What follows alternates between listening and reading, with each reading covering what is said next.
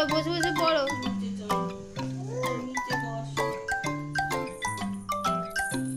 চলে গেল বাবার কাছে নাকি হলে।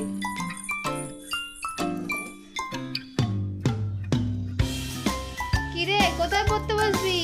এখানে আয়, এখানে পড়তে বস। আমি এখানে।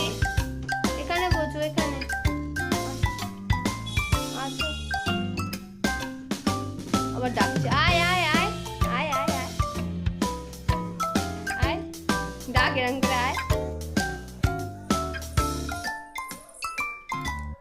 কে কথা বলছে রাস্তায়? আছো।